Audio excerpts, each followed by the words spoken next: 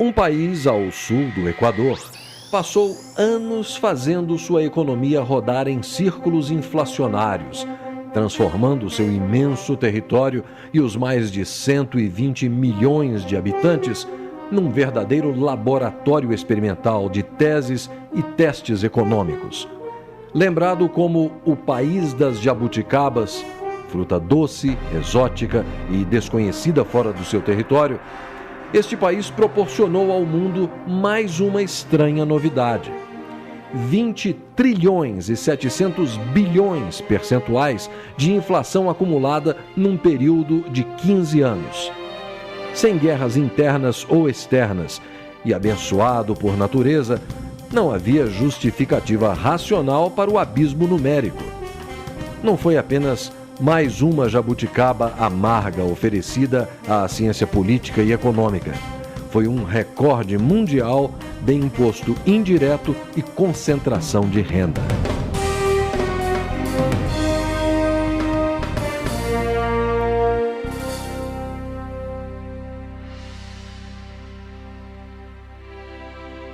No princípio, era o pau-brasil. Depois a cana-de-açúcar, o cacau, o tecido, os escravos. O Brasil teve muitas moedas de troca, escambo, e as moedas de fato desde os florins dos holandeses, o real, no plural réis, o cruzeiro, cruzeiro novo, cruzeiros de novo, cruzados, cruzados novos, cruzeiros novamente, cruzeiro real e real. Foi com Getúlio Vargas, a Segunda Guerra e a industrialização que o Brasil conheceu o cruzeiro. Ele voltaria ao cenário muitas vezes, e é com ele que começaria o trilionário mergulho no abismo da inflação. Tudo começa com efeito lá nos anos 60, quando o governo descobre que pintar pedaços de papel para pagar suas contas é um instrumento de fazer o bem, seja construir cidades como Brasília ou outras coisas. Vem o governo militar e combina duas coisas. Uma é anestesia, ou seja, a capacidade de indexação, correção monetária, mecanismos que permitem que alguns segmentos da sociedade convivam com a inflação de forma pacífica, e repressão, que é o governo militar. Então tá bom, se você, sindicato, não está satisfeito, não há o que fazer. E aí, durante o período militar, houve uma acumulação imensa de tensões, vamos dizer assim, nas finanças públicas e muita inflação reprimida. Vem a democracia em 1985, a inflação brasileira está na faixa dos 100% ao ano. Já não era pequenininha no final do governo militar. No final da administração do presidente Sarney, que foi o primeiro governo democrático que a gente tem em tanto tempo, o último mês do governo Sarney foi de 80% ao mês de inflação.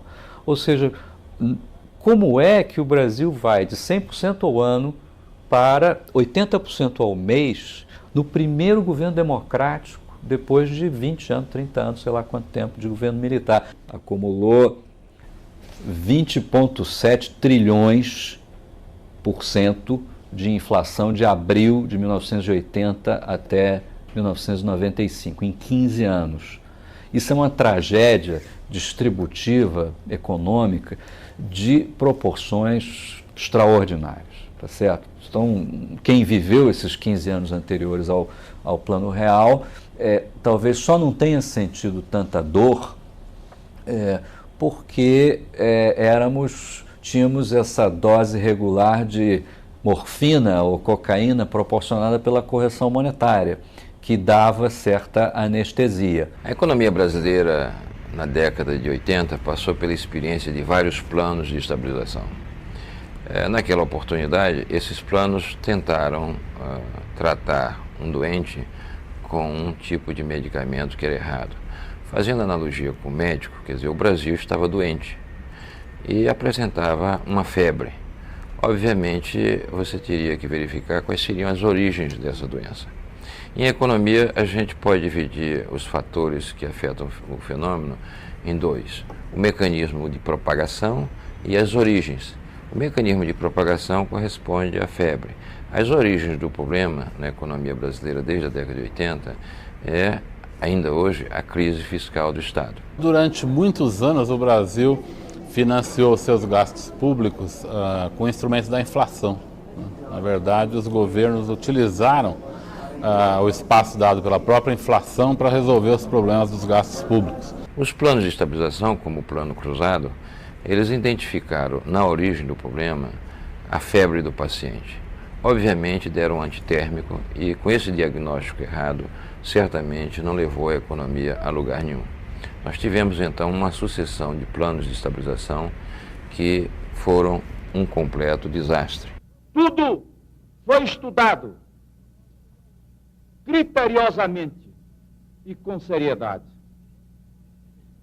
Mas este programa tem que ser um programa do povo brasileiro. Todos estaremos mobilizados nesta luta. Cada brasileiro ou brasileira será e deverá ser um fiscal dos preços. E aí, posso me dirigir a você, brasileiro ou brasileira, para investi-lo no fiscal do presidente, para a execução fiel desse programa em todos os cantos deste Brasil. Na verdade, era o Larida, depois Cruzado, um plano de Pércio Arida e André Lara Rezende, estudado desde o início dos anos 80. Ainda era uma teoria, mas o horizonte não apresentava muitas alternativas. Quando já estava assim na boca aí de sair o plano, alguém disse para o Sarney assim, né? Olha, mas o negócio é o seguinte, isso aqui é uma jogada de alto risco, se der errado vai ser uma hecatombe, né? Aí o Sarney falou, não tem problema, a situação já está ruim, quer dizer, não pode ficar pior que isso. Então o que, digamos assim, levou ao Sarney a tomar a decisão do plano foi mais ou menos que era uma última saída. Ao contrário do plano real, né, se chegou à conclusão de que o plano tinha que ser uma surpresa, tinha que ser aplicado da noite para o dia e tinha que ser uma surpresa. Eu mesmo dei uma entrevista desafortunada ao Jornal do Brasil porque fiz a crítica. Uma semana depois veio o plano, eu não sabia. Tinha sido líder do governo, mas era senador e não tinha informação. Aí veio o plano cruzado, que foi, digamos, a primeira tentativa mais organizada de enfrentar a questão da inflação, né? E o plano, no início, deu certo, né? Ele veio com certos componentes que eram complicados, porque um foi o controle de preço, né? E controle de salário. E essa coisa toda que depois é difícil depois você manobrar. Doravante, 1.000 cruzeiros passa a valer 1 cruzado e 13 cruzados e 80 centavos, equivalem a $1. Todos os preços em cruzados estão congelados. O congelamento se inscreve na mesma lógica de contenção da inércia inflacionária e visa abortar o processo de reajustes contínuos. O Funaro nunca foi economista, né? Ele era um administrador. E ele não entendia muito bem. Para falar a verdade, o Funaro não entendia, não entendeu e morreu sem entender o plano na sua lógica econômica e tal. O congelamento de preços, que era para ser uma peça acessória,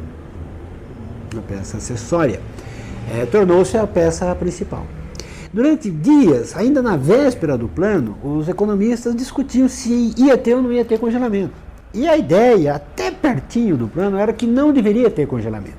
E eu lembro que o Pércio Arida sempre dizia, não, a gente tem que ter assim, um preço subindo, um preço caindo, de modo que a média dá zero, para dar uma inflação zero. Se você faz o congelamento no dia 10, o que acontece? Como é que estão os preços no dia 10?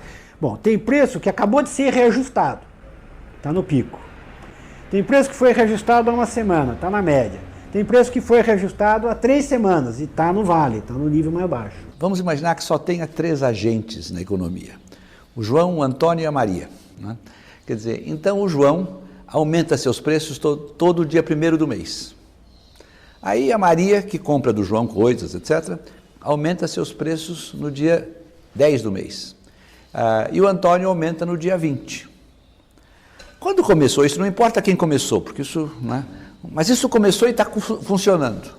Agora imagine que você queira acabar com essa... E a inflação então está em 10% ao mês. Todo mês tem uma inflação de 10%. Que é uma média dos três. São os três. Os três aumentam 10%. Né? Seus preços, só tem 3 agentes na economia. Né? É um modelinho. Agora, o que acontece? Quer dizer, vamos que eu diga... João, você precisa parar de aumentar seus preços. Então, quando chegar o dia 1º, você não aumenta seus preços, né? Porque nós vamos fazer um plano, vamos fazer cortar o déficit público, vamos fazer isso e aquilo.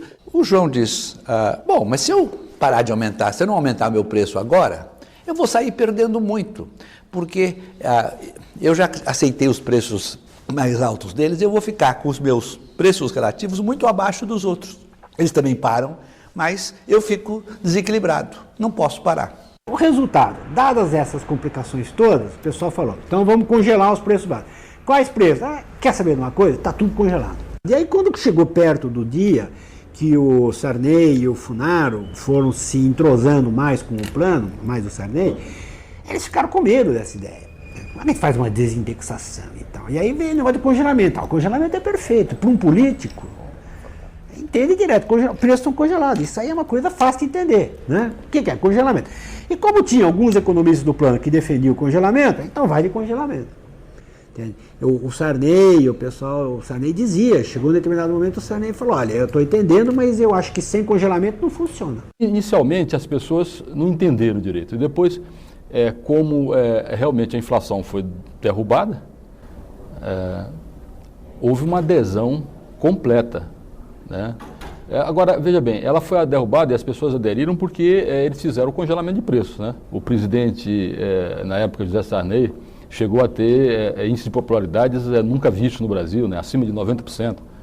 E a adesão foi tão grande que criou-se até os fiscais do Sarney. Pessoas que fechavam um supermercado, que estavam remarcando o preço. Chame o nome José Sarney, o nosso presidente e o presidente da nova república.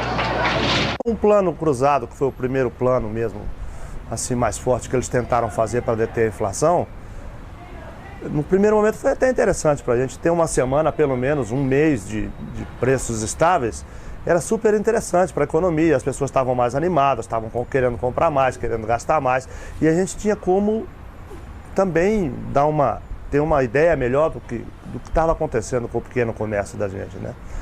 Mas quando a política entrou no meio da economia, que eles proibiram o Funaro de reajustar os preços de 3 em 3 meses para que as empresas começassem de novo a colocar os produtos no mercado, entendeu? Começou a haver desabastecimento. Esse desabastecimento quase que acaba com as pequenas casas, porque eles não tinham poder de fogo para poder fazer compras. Eu me lembro que uma vez o ministro era o Dilson Funaro e eu era senador. O Dilson foi ao Senado, acho que em maio de 80, e quando foi 87, né? Não, 86. O plano 86. 86. Então, quando ele foi lá ao Senado, foi em maio de 86. Ele foi ao Senado para dizer que ele ia acabar com certos mecanismos de controle. Eu até apoiei. Mas isso caiu muito mal, porque todo mundo queria mesmo uma economia controlada, com o governo interferindo, né? Com controle de preço, não sei o quê, porque era esse o hábito. Um pouco antes do cruzado, a gente fazia um remanejamento de preços semanal. Então, no início do mês, você estimava uma inflação para aquele período e já fazia um aumento de preço. E durante a semana você iria corrigindo para mais ou para menos, dependendo da evolução dos preços. No plano cruzado, houve o congelamento total, pegou todo mundo desprevenido. A demanda fluiu de uma forma bastante exorbitante, não havia produto disponível. Isso foi sendo levado durante 3, 4, 5 meses. Depois de 7, 8 meses, nós fomos obrigados a fechar as portas durante um período, porque não havia receita para fazer pagamento e não podia comprar algo por 100 e vender por 50. Ninguém faz mágica.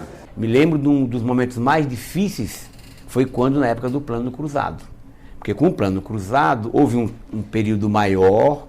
Me lembro de trabalhadores dizendo, poxa, Vicentinho, você do sindicato estão criticando o pacote, mas estou tomando cerveja baratinho aqui faz tempo. faz meses que eu estou tomando cerveja. E a gente fala, puxa vida, daqui a pouco explodiu outra vez. Eu acho que era a terceira ou quarta semana, o FUNAR, então, instado pelos economistas, falou, olha, então nós precisamos preparar o descongelamento de preços. Aquilo caiu como uma bomba no Palácio do Planalto e o Fernando César Mesquita, que era o secretário de imprensa do presidente, certamente falou com o Sarney, e Fernando César soltou uma bomba. Ele vai aos jornalistas e diz, falar em descongelamento é traição. Descongelamento é traição. E aí morreu, claro. O recado dado, a ideia de descongelamento morreu completamente, não se falava mais disso. Bom, e aí aconteceu o que era o esperado. Quer dizer, você tinha um consumo muito acelerado, dado o ganho de poder aquisitivo, e a economia não conseguia produzir o suficiente. Começou-se a importar muito. Lá pelas tantas o cara falou, olha, está faltando tampinha de cerveja. Teve que importar alumínio para fazer tampa de cerveja. Eu lembro que pessoas iam, aqui em Brasília, por exemplo, pessoas iam na periferia da cidade comprar carne que era abatida clandestinamente. Bois, vacas abatidas clandestinamente, que as pessoas traziam dentro do porta-mala de carros, e aí as pessoas à noite iam comprar carne, porque você não encontrava carne, nem nenhum derivado da carne, nem industrializada, não encontrava absolutamente nada. Carne de vaca, boi, porco, galinha, né? Frango, você não encontrava nada.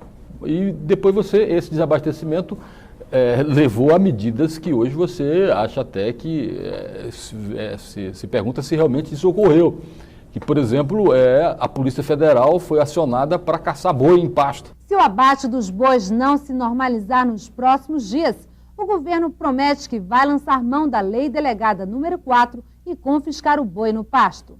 A Polícia Federal e a SUNAB já estão preparadas para o confisco. Nós fomos buscar 2.000 e trouxemos 2.000. A maioria dos pecuaristas vem colaborando com a população, colocando gado para o abate. Mas uma minoria de sonegadores e especuladores ficou contra a população. E é contra esses que o governo está agindo. Nós vamos tentar achar apenas 10 produtos. Dos 10 produtos da nossa lista de compras, nós só conseguimos encontrar 6. O arroz, este papel higiênico que só tem agora desta marca, o óleo de soja que também só tinha desta marca, o feijão, o sabão, os únicos que ficaram na prateleira, a carne e, é claro, de segunda. E aí então os economistas do plano falaram, olha, precisamos fazer um ajuste nisso. Precisava fazer um ajuste no plano. O pessoal ficou animado, mas aí o pessoal não entendeu bem porque o Sarney marcou a reunião para Carajás. E aí antes da reunião, os economistas tentaram se articular para todo mundo pintar o mesmo quadro para o presidente. Porque, eu não lembro de quem era a frase, mas alguém tinha dito o seguinte, se um presidente ouve os seus assessores e todos os assessores dão uma de urubu e um dá uma de canário, é esse que o presidente ouve. Ele fica com a boa notícia. Aí o André falava assim para o pessoal, então nós temos que ir lá para Carajás, nós vamos fazer um strike de urubu. Todo mundo vai ter que falar que tá ruim. Aí vai lá, chega em Carajás, e a ideia do Sarney era outra. A ideia do Sarney, ele tinha escolhido fazer em Carajás para mostrar o Brasil grande. Brasil em desenvolvimento, Brasil em crescimento e tal, não sei o quê. E quando começa a reunião, os economistas começam a fazer o strike de urubu, o Sarney interrompe e diz, não, vocês estão enganados, nós fizemos um grande plano, vocês viraram o Brasil, nós lançamos o Brasil numa rota de crescimento, desenvolvimento e progresso. Eu chamei vocês aqui para vocês fazerem um plano de desenvolvimento, um plano de crescimento. Eu quero um plano de investimentos. E não um plano de contenção e controle. E melhor, acabou ali. E entrou numa deterioração muito grande. Escassez, câmbio negro, a inflação voltando por fora, né? Quer dizer, embora os preços estivessem congelados, a inflação começou a vir de novo 2, 3, 4 e tal, não sei o quê. E aí ficou evidente que precisava fazer o ajuste. Para a economia, bastante tarde, mas para a política, muito cedo. Aquilo era uma coisa que todo mundo estava certo que não ia durar muito. Agora, o governo sabia disso também. Isso era 1986. ou você estava às vésperas de uma eleição geral, né? E o partido do presidente Sarney era o partido que dominava o país, que era o PMDB, né? Não deixou o governo adotar as medidas, na verdade, as medidas essenciais necessárias de ajuste do plano. E aí, passadas as eleições, o PMDB, se eu não me engano, fez 22 governadores, sei lá, 21 governadores, ou seja, fez a maioria dos governadores, absoluta dos governadores, elegeu quase todo mundo. E aí, momento seguinte, o governo adota o Plano Cruzado 2. Elaborado pelo economista João Manuel Cardoso de Mello, assessor de Dilson Funaro no Ministério da Fazenda, o plano ficou conhecido nos bastidores por Manuelaço. Foi vitorioso numa disputa com o economista Chico Lopes, da equipe de João Sayad do Planejamento, que brigava por uma saída com menos intervenção do Estado e mais mercado. Eles não conseguiram se entender, e aí o Sarney falou, então nós vamos fazer o plano do Funaro, que era ligado ao MDB. Passou a eleição, fizeram o plano e aconteceu exatamente o que o Chico Lopes disse que ia acontecer. Todo mundo reajustou os seus preços em 100%, que o governo anuncia. O preço da gasolina, do cigarro, de bebida, de não sei o que, não sei o que, não sei o que, está aumentado em 100%. Aí o que você é dono de uma loja da esquina, o que você fez? Aumentou também, todo mundo aumentou 100%. Foi o que aconteceu. Aí todo mundo deu aquele aumento geral de preços, aí o desrespeito ao congelamento foi total. Na verdade, estourou toda uma estratégia para esperar as eleições que se deram em novembro naquele ano, e eles conseguiram realmente eleger 22 governadores do PMDB. Quando o pessoal da política elegeu os governadores que queria eleger, no dia 15 de novembro, no dia 16 teve uma inflação imediata de 100% de tudo e apareceu tudo nos mercados novamente. As pessoas estavam informadas e sabiam que vazava água por todo lado e a manutenção do plano era artificial. Com um reajuste de preços dos principais produtos, de combustíveis, energia elétrica, enfim, tudo. E há uma reação popular que nunca tinha sido visto também. Uma reação de insatisfação popular que aqui em Brasília, por exemplo, resultou num quebra-quebra generalizado. A polícia usou gás lacrimogêneo para dispersar os manifestantes, que reagiam com pedras que arrancavam do calçamento. No meio do tumulto, vários ônibus foram queimados e até carros da polícia. E houve necessidade de mobilização das Forças Armadas. Eu lembro que tanques foram acionados para conter a ira da população. Foi a primeira frustração, né? Com o chamado plano heterodoxo. Primeiro que não deu certo. Se o plano cruzado teve problemas, foi em grande parte porque o presidente não teve apoio político. Ele não tinha respaldo político. O programa era não conceder ao presidente Sarney que ele tivesse estabilidade. E sem esse apoio político, foi impossível que nós tomássemos até o fim as decisões que nós podíamos tomar e que realmente não nos faltava apoio político. Ainda teria o lamentável episódio da moratória, né? O Brasil ainda quebrou no cenário externo, ficou $100, teve que fazer a moratória. E fez a moratória não porque foi uma decisão política, mas porque acabou o dinheiro, acabaram os dólares. Mas aí, para transformar a moratória num gesto político, o Sarney fez um discurso horroroso, dizendo que o Brasil estava adotando uma moratória soberana, conclamando os outros países a fazer a moratória soberana, quer dizer, um calote. Foi um grande problema que o Brasil teve. Essa moratória de 87 só foi ser resolvida em 94. A dívida só foi renegociada em 1994. Até lá o Brasil ficou em calote, fora do mercado, numa situação ruim. Fogo Cruzado, um filme de guerra.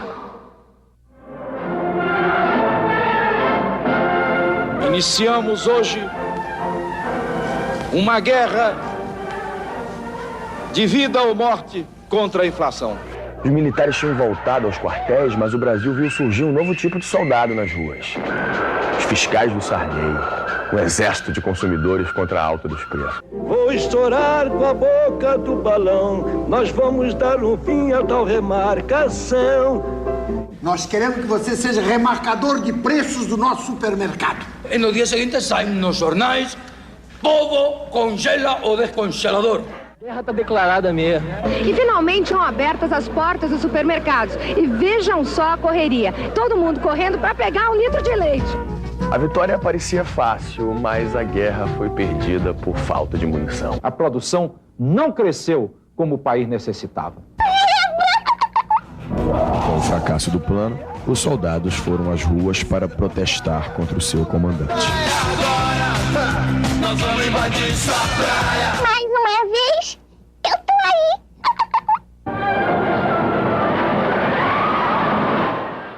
Foi no meio dessa crise brutal, aí o governo declara a moratória da sua dívida externa, né, isso em fevereiro, e em abril, né, sou eu chamado para ser ministro da Fazenda. Quando eu tive que fazer o plano Bresser, eu sabia que aquele plano era um plano provisório. Eu não tinha tempo de fazer o ajuste fiscal necessário enquanto fazia o plano, não tinha tempo de preparar o plano, porque o mundo estava caindo em volta de mim. A inflação estava em 26%, as empresas estavam quebrando, o país estava em moratória. Era preciso fazer um plano que pusesse minimamente a ordem na casa e depois fizéssemos um segundo plano, né, alguns meses depois, que aí realmente acertasse todos os preços relativos, porque eu não ia conseguir, o desequilíbrio era tão grande nos preços relativos, a diferença entre os preços do João, do Antônio e da Maria, que era preciso fazer um segundo plano para acertar isso. Mas não foi possível fazê-lo, né? Quer dizer, aí faltou realmente apoio político. Revi minha posição a respeito da escala móvel de salário. Acho que o PMDB devia retirar do seu programa isto. É um programa que foi feito há muitos anos atrás, que eu considero o programa do PMDB uma bíblia, algo que eu tenho que seguir letra por letra, alguma coisa que foi escrita há vários anos atrás, quando o partido não era governo e deve ser revista. Deve ser revista agora. Não era governo. Mas qual é o motivo de riso? Ou palmas? Mas é claro que quando um partido está fora do governo, ele tem uma visão da realidade que muda quando ele está no governo. Foi naquele momento em que o presidente Sarney decidiu que ia ficar mais um ano no governo, 5 anos, isso criou pressões políticas muito grandes, resultou no Centrão e eu, então, não tive apoio político para fazer o ajuste fiscal que eu tinha que fazer para preparar o novo plano.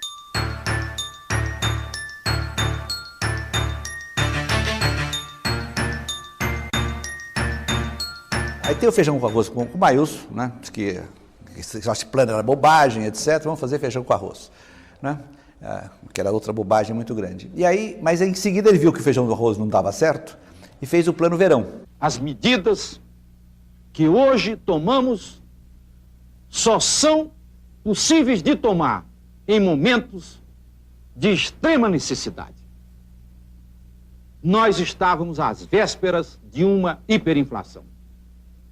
Sem as decisões de hoje, a inflação poderia chegar a 1.500% ao ano. E nenhum Estado teve suas instituições preservadas em uma situação assim. Mas ele fez o plano verão, aí sem nenhuma condição fiscal, nenhuma. Não havia apoio na sociedade. Do ponto de vista salarial, a regra é melhor do que a que foi adotada no plano cruzado. E todos se lembram que no plano cruzado não houve arroz salarial. A classe trabalhadora possivelmente tenha tido um dos maiores prejuízos de todos os pacotes econômicos feitos até agora. Aliás, a classe trabalhadora vem acumulando prejuízo. Ela acumulou prejuízo no plano cruzado, acumulou no plano Bresser, ela vinha acumulando com a URP e agora acaba de acumular um prejuízo enorme, principalmente se a inflação beirar a casa dos 60% ou 70% no mês de janeiro. A inflação baixará. E baixará muito. Retomaremos o crescimento econômico. O país irá recuperar sua confiança. Os preços ficarão estabilizados. Os investimentos públicos não inflacionários voltarão. Voltarão também os investimentos privados. As eleições deste ano serão tranquilas. E o futuro presidente, eleito em novembro, encontrará o Brasil em condições de dar um novo e grande salto para o futuro.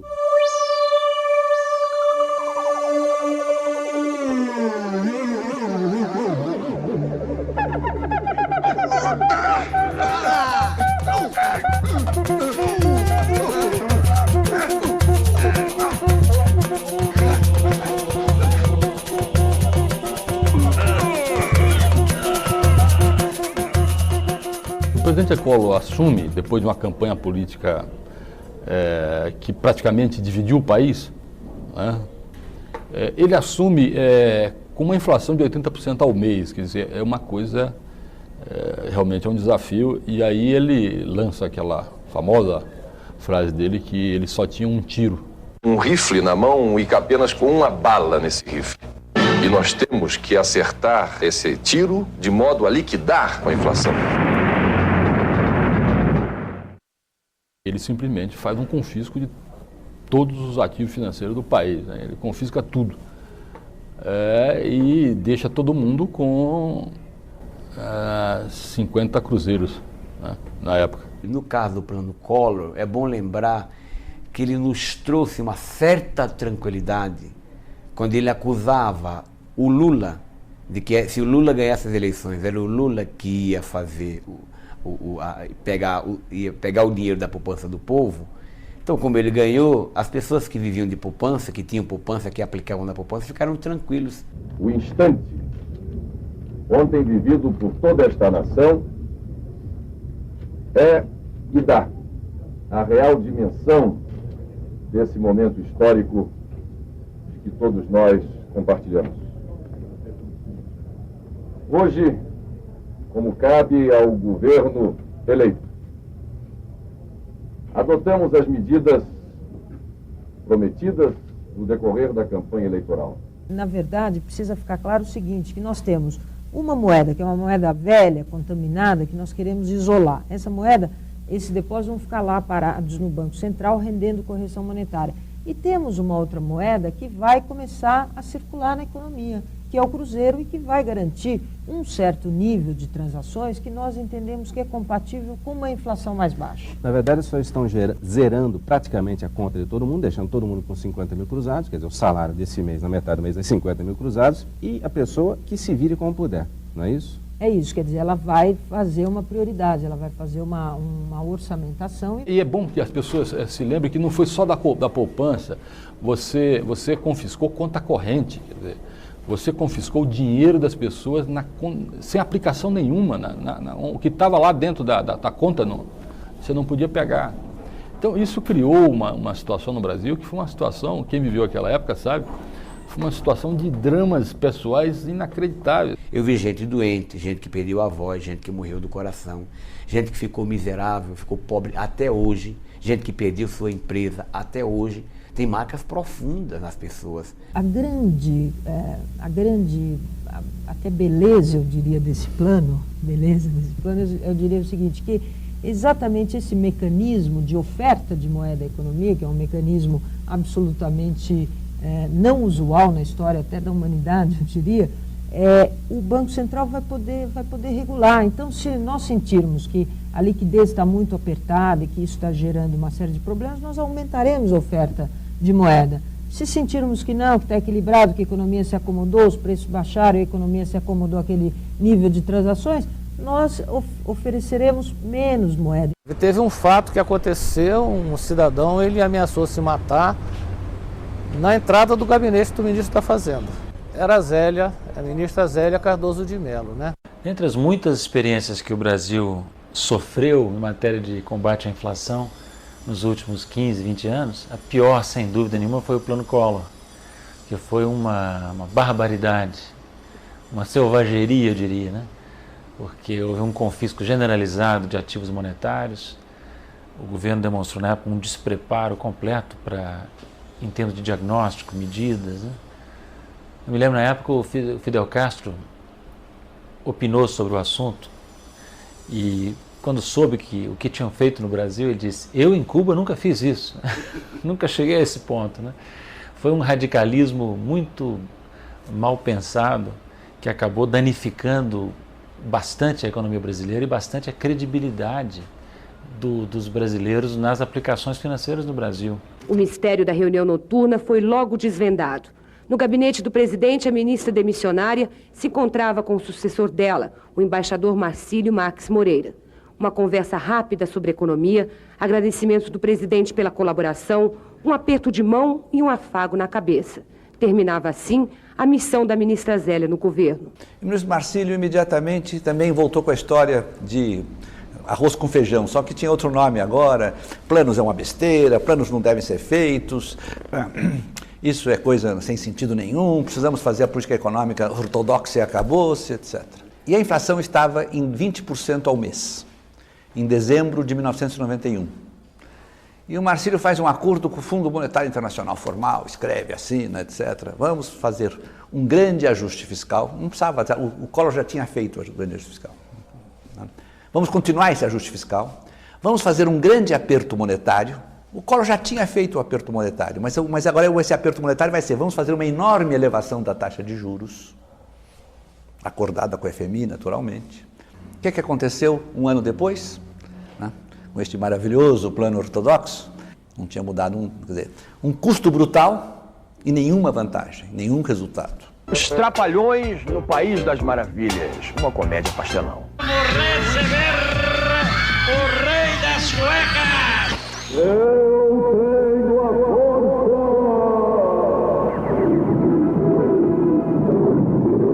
Quem tinha ontem 50 mil cruzados pode ir ao banco e sacar 50 mil cruzeiros.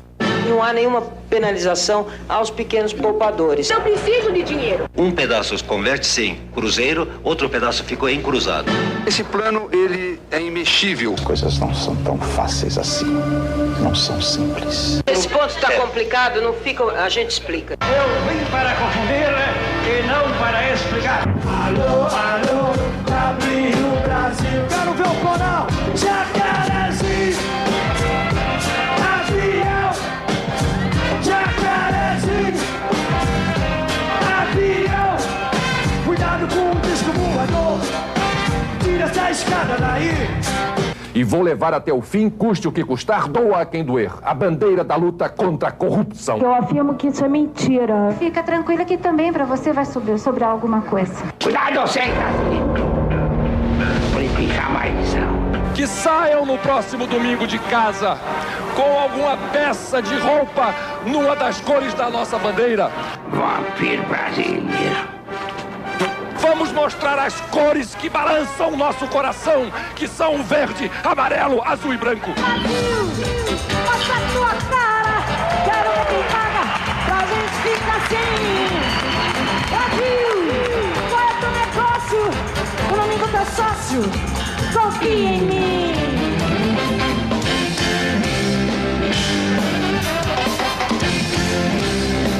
Não me deixem só. Eu preciso de você. Muda o governo, né? O nosso Itamar Franco, né? Que eu considero um presidente importante no Brasil e um patriota, né? Ele não sabia nada de inflação. E ele, então, o que fez? Ele nomeou um ministro da Fazenda. Esse ministro da Fazenda não resolveu o assunto, ele demitiu o ministro da Fazenda. Nomeou outro. Não resolveu, demitiu esse ministro. Nomeou outro. Estava nos Estados Unidos, quando o presidente Itamar me chamou pelo telefone para dizer que ele ia mudar o ministro. Por favor, presidente, não faça isso, mantenha o seu ministro aí, que está fazendo um esforço. Não sei o quê, não vai dar certo. Eu digo, bom, mas você não toma nenhuma decisão sem falar comigo, porque eu estou bem como ministro do exterior, eu não tenho aspiração de ser ministro da Fazenda e tal. No fim do dia, no fim da noite, estava num jantar na casa do embaixador, ele me telefonou, ajudante de hóspede, que não precisava mais falar comigo. E no dia seguinte de manhã ele já me tinha nomeado. Assim, eu virei ministro da Fazenda. Aí ele remontou a equipe original, que era Pérez André Baixa, aí Pedro Malan, Chico Lopes e tal. Juntou todo esse pessoal de novo, aí com gente nova no pedaço, como Gustavo Franco, e Winston Fritz e tal. E aí, ao contrário dos demais presidentes e dos demais ministros, o Fernando Henrique tinha uma boa compreensão, sabia exatamente, entendeu todo o espírito do plano. O Itamar não entendeu, por exemplo. Até o último minuto, o Itamar queria que tivesse congelamento. E o pessoal do plano dizia que queria morrer, mas não fazia congelamento. Naquele momento, a sociedade brasileira já tinha entendido, né, que a inflação era um jogo de soma menor que zero. Quer dizer, quando eu fiz o plano Bresser, por exemplo, não havia essa ideia no Brasil. Quando eu falei quando eu cheguei no Ministério da Fazenda e falei em fazer ajuste fiscal, quer dizer, o PMDB, que era o meu partido na época, ele formou-se um grande movimento dentro do partido para me expulsar do partido, porque eu queria fazer ajuste fiscal. Havia setores do meu próprio partido no Congresso que achavam que não havia condições políticas para fazer um plano. e que não era necessário, que bastava diminuir um pouco a inflação, porque haveria eleição depois, e deixar isso para um governo mais estável, com maior expectativa de tempo de poder. Mas não era possível, né? Você não tinha como, a desordem era muito grande, você não tinha informação de nada. Quando foi feito o cruzado, na verdade, isso em 86, a gente nem tinha controle das contas públicas.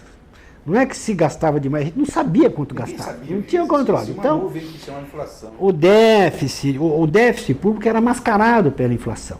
Então você não tinha noção exata do tamanho do buraco. O Brasil tinha um desequilíbrio fiscal muito maior do que parecia, porque a inflação ajudava a escamoteá-lo. A inflação é um enorme véu, é uma poeira, um zumbido. Isso, não sabia exatamente o que é. Exatamente isso. Sabe por quê? E a razão era simples. Era porque quando você tem uma inflação de 2.000%, 2.500% ao ano, 30%, 40% ao mês, se você, um governador, ou um prefeito, ou a União, atrasa a liberação de uma determinada verba por, digamos, 15 dias, 30 dias, ela reduziu em termos reais aquela verba em 20%, 30%, 40%. Então parecia que você olhava as contas fiscais no final de um ano, parecia que elas não estavam tão mal assim, mas na verdade elas não estavam tão mal assim porque a inflação havia permitido esse processo de corrosão dos gastos nominais em termos reais, e havia um pouco mais de indexação de receitas do que de gastos. Estava bem a economia, 92, 93, 94 foram anos muito bons do crescimento econômico, apesar da inflação. O problema da inflação não é que ela impede o crescimento, crescimento é uma coisa vazia, crescimento para quem? O povo não, o povo estava sofrendo, porque não tinha, as empresas estavam ganhando, tinha taxa de lucro bastante elevada. Só que eu, como ministro do exterior, ia para o exterior e dizia isso, ninguém acreditava por causa da inflação. Mas a economia está dando resultado, ninguém acreditava. Com razão, porque são resultados à custa de distorções, né? O salário mínimo, no mês que antecedeu a minha ida para o Banco Central, em agosto de 1993, era 4.638.900 cruzeiros, que era a moeda da época. Esses 4.638.900 cruzeiros tinham um poder de compra equivalente a umas 65 URVs, na época que o salário... Mostrar que o número de milhões ou de algarismos em que o salário se expressava não queria dizer muita coisa. O que importa sempre é o poder aquisitivo, né? O poder de compra de um determinado salário, que é tanto maior quanto mais sob controle está a inflação e o trabalhador sabe que tem a preservação do poder de compra do seu salário. Aí vamos dizer, começa o pesadelo. Tá? Quando o pesadelo começa, é certo também dizer que começa um aprendizado sobre o que está acontecendo com o Brasil, o que há de errado com o Brasil. Não temos como é guerra civil, furacão, maremoto, ser um país abençoado, como é que pode ter inflação de 80% ao mês? E nós tivemos aí, sei lá quantos congelamentos, 4 pelo menos na minha conta, todos fracassados. Nós tivemos que sofrer esse tanto de tentativas fracassadas de curar a nossa infecção com um banho frio para aprender que tinha sim alguma coisa de errado com o Brasil. E quando a gente adquire essa consciência, é mais ou menos ali na altura do real. Começamos criando o chamado PAI, Plano de Ação Imediata, que era um pouco arroz com feijão. Quer dizer, vamos segurar o orçamento, vamos cortar o orçamento para 50% dos gastos, vamos, enfim, tomar certas medidas de recomposição da verdade fiscal, vamos produzir para o ano seguinte, foi em 93, para 94 um orçamento mais realista, orçamento de verdade, vamos chamar tapar os ralos, que era do desperdício, que era muito grande mesmo, né? Na inflação você nem sabe quem roubou, quem não roubou, aquilo é uma confusão imensa, né? Aproveita muito os malandros, né? E liberar ou não liberar verba é uma coisa terrível, porque se quando libera depressa é vantajoso, quando você atrasa não é, então isso dá margem à intermediação. Era um clima muito, muito negativo. Claro que nós tínhamos muito medo e sabíamos que não dependia da nossa convicção, dependia de todo o entorno dentro do qual nós estávamos trabalhando. Começa com o ministro Fernando Henrique, que era o 4º ministro do presidente Itamar. Os 3 anteriores saíram em condições complicadas. Nós estávamos há 1 ano e meio de eleições, quer dizer, tudo parecia indicar que nós íamos repetir o final do governo Sarney. E mais, o Congresso estava paralisado pela CPI dos anões do orçamento. O apelido de anões é porque quase todos esses parlamentares são pessoas de pequena estatura. João Alves negou que recebesse propinas, mas suas 13 contas bancárias registravam um movimento superior a 50 milhões de dólares nos últimos 5 anos. Ele foi apontado como chefe dos 7 anões. O que vem ao caso é o seguinte, é que a minha vida, até eu deixar esse orçamento, eu realmente vi dificuldade financeira. Depois que eu deixei e abandonei e esqueci, Deus me ajudou e eu ganhei dinheiro. Então, os grupos organizados na Comissão de Orçamento que se opunham aos controles não tinham mais força. Né? É agora que pode fazer. No momento que está tudo organizado, os interesses não vão permitir que se faça. Mas, curiosamente, o fato é que todos esses elementos que pareciam apontar para o desastre foram exatamente aqueles que configuraram meio que um vazio. Um vazio de ideias e de liderança. E foi isso que o ministro da Fazenda, Fernando Henrique Cardoso, ocupou. Ele formou um time, ele tinha uma ideia, tinha um projeto, trouxe esse projeto para o centro do tabuleiro e numa circunstância onde o Congresso está paralisado, o presidente não sabe bem o que fazer, não há outra coisa a competir do ponto de vista de agenda política e econômica, a situação deteriorando, a população cobrando uma providência e, ao mesmo tempo, com essa desconfiança toda de planos econômicos, os seus garfos e truques e tal.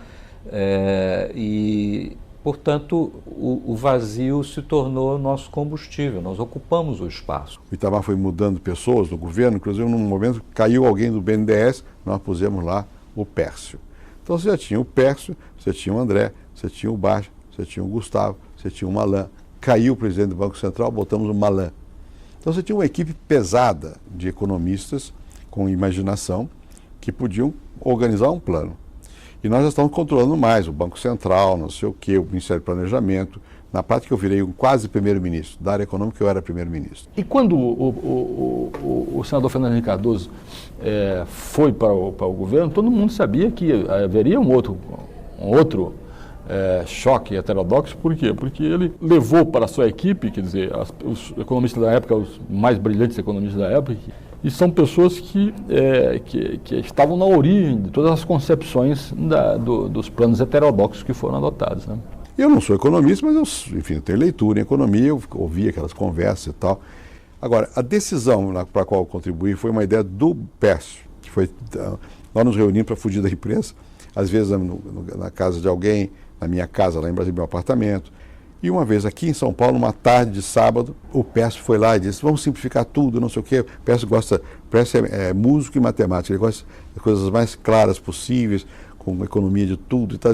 E por que não fazer uma coisa explicando, transparente? Eu peguei isso na palavra, eu digo, vamos fazer isso. Estava pronta a medida provisória que criava o RV e, na verdade, criava também o real, porque ali estava escrito já que quando a URV fosse impressa como um dinheiro, papelzinho físico, ela mudaria de nome e passaria a se chamar real. Quer dizer, o real nasceu no dia 28 de fevereiro de 1994. No dia 27, que se eu não me engano era um domingo, o presidente Itamar Franco reuniu o Ministério para discutir a medida provisória e naquela ocasião houve um impasse,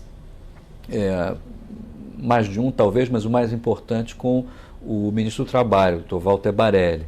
E o impasse foi tão sério que no meio do decorrer dessa reunião, que durou praticamente a tarde inteira, eu me lembro de ter entrado na reunião na hora do almoço e sair na hora do jantar, no decorrer dessa reunião o ministro Fernando Henrique pediu demissão sim umas 3 vezes, que eu tenho anotado, pode ter sido até mais. Ele tinha solicitações que eram muito parecidas com as coisas que fizeram o cruzado dar errado.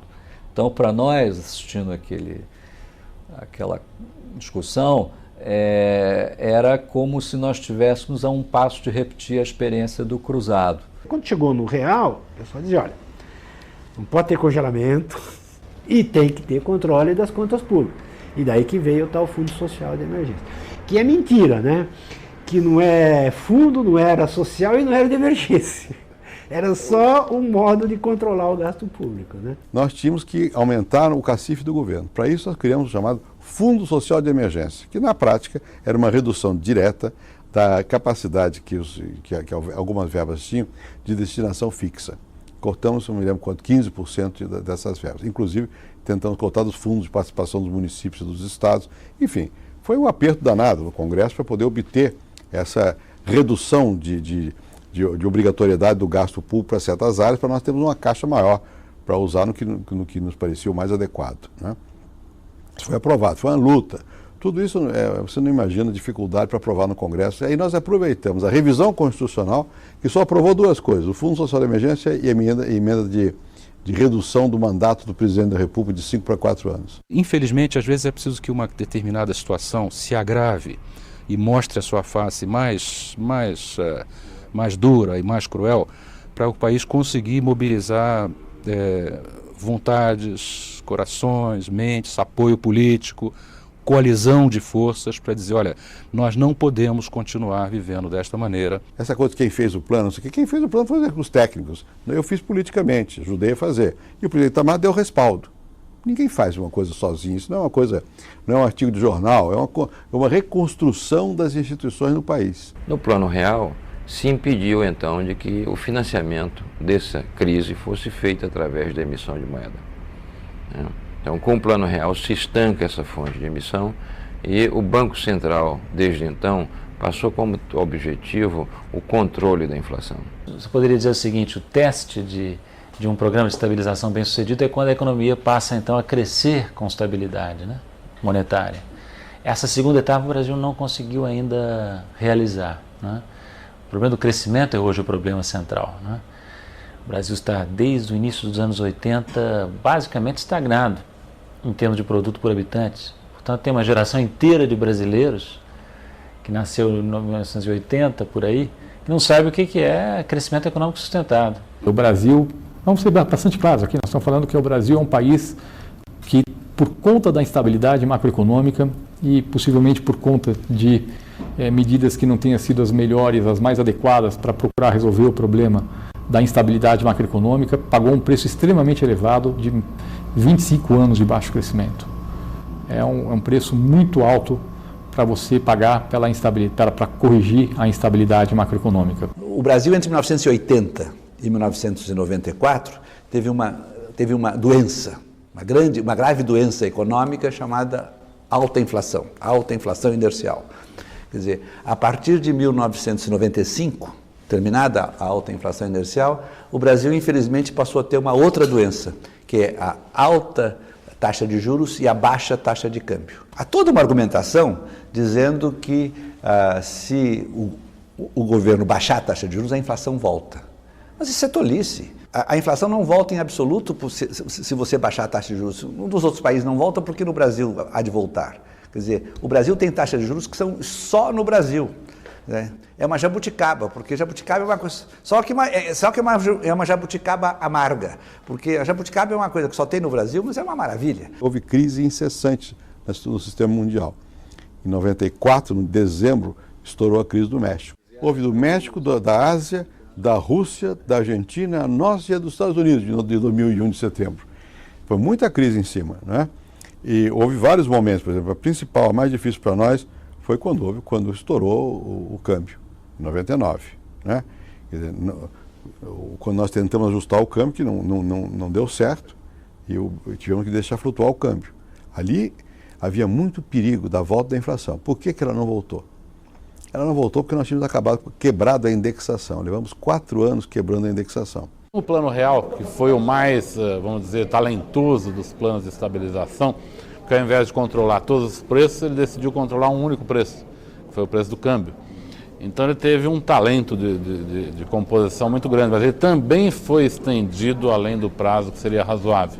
O próprio presidente Fernando Henrique falou que hoje, olhando para trás, ele concorda que a paridade cambial não deveria ter sido mantida por um tempo tão prolongado. Começa um novo capítulo da história brasileira da inflação. Nós não estamos mais no terreno do exótico, não somos mais uma hiperinflação, um país esquisito, sempre tendo que explicar jabuticabas para os estrangeiros. Nós continuamos um pouquinho exóticos, porque o Brasil, a despeito de ter vencido a hiperinflação, continua o campeão mundial de juros. A gente não quer acreditar que tem alguma coisa errada que faz o juros no Brasil ser tão alto. É só porque tem uns caras lá no Banco Central que são teimosos. Antes fosse, tá certo? Porque muita gente passou por lá, muitos que gostariam de fazer o bem, porque fazer o bem é bom, mas por que não fizeram? É porque não é tão fácil. O Estado brasileiro tem que ter disciplina fiscal, seja um governo de esquerda, seja um governo de direita. Aqui na América Latina, o Chile aprendeu isso, e mesmo depois de Pinochet, o Partido Socialista que assumiu o poder, certamente não brinca com esse tipo de coisa. É a economia mais organizada que nós temos. Quer dizer, outros países europeus que são de esquerda, certamente eles não pensam em fazer populismo com as contas públicas. O Brasil aprendeu isso, finalmente o Brasil aprendeu isso. Depois da crise de 99, o Brasil começou a fazer esforço fiscal, um controle mais ordenado da inflação através da introdução do mecanismo de metas de inflação e câmbio flexível. Essa consolidação do ajuste macroeconômico que foi feito no Brasil ao longo dos últimos anos, ela teve um preço, sim. O preço foi um baixo crescimento, mas o resultado foi uma situação extremamente sólida do ponto de vista macroeconômico, que permite que o Brasil possa crescer de forma consistente. Mas o campeão do exótico e das jabuticabas continua sua cultura como um líder mundial, e não apenas em juros. Um estudo recente do Banco Mundial e da consultoria Pricewaterhouse fez um estudo sobre 175 países e demonstrou que no Brasil as empresas são campeões em gasto de tempo para cumprir seus compromissos tributários. Além do custo do tributo, a complexidade do tributo faz com que o Brasil seja campeão em tempo gasto para saldar os compromissos tributários. Todo mundo diz hoje que é difícil abrir uma empresa no Brasil, é difícil manter uma empresa no Brasil, é difícil fechar uma empresa no Brasil. Isso é verdade. Agora, não adianta só dizer isso, é preciso ir melhorando a legislação para que o ambiente de negócio no Brasil seja mais favorável. Um país ao sul do Equador